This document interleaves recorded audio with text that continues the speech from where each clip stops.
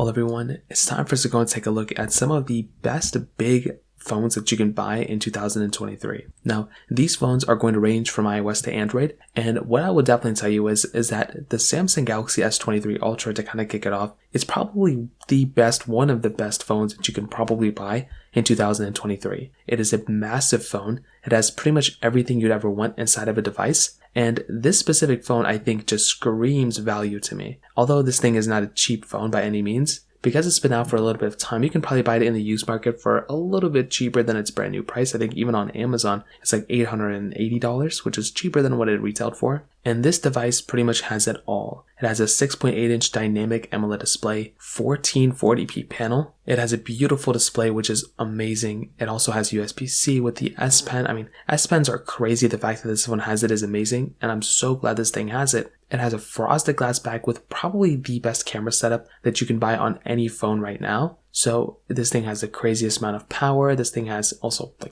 you can spec this thing out to whatever RAM model you want. But when I think of a flagship phone, this is by far one of the most flagship phones that you could probably pick up, and I'm a massive fan of it. Now the next one is quite obvious, the iPhone 14 Pro Max. This is a big, massive phone as well, and this device pretty much has it all too. I mean, this thing has a massive, amazing looking display. The dynamic island is a nice touch. I'm, excited to see what they do in the future with it. Hopefully they kind of remove it, but regardless, it's a really, really cool thing they ended up doing with that display. They also have probably some of the best build quality on any phone or any device for the most part. This thing feels like the most premium thing you could buy, and it is amazing just from that perspective alone. You're getting an amazing camera setup too, so this thing can take as many photos and videos as you want. I mean, this thing looks beautiful, and the performance of this thing is really good. This thing has wireless charging and has so many things going for it, and this by far is definitely one of the better phones you could buy too. It's still going to be supported with software for many, many more years, and I'm very, very happy with the way, Apple's pretty much made this device.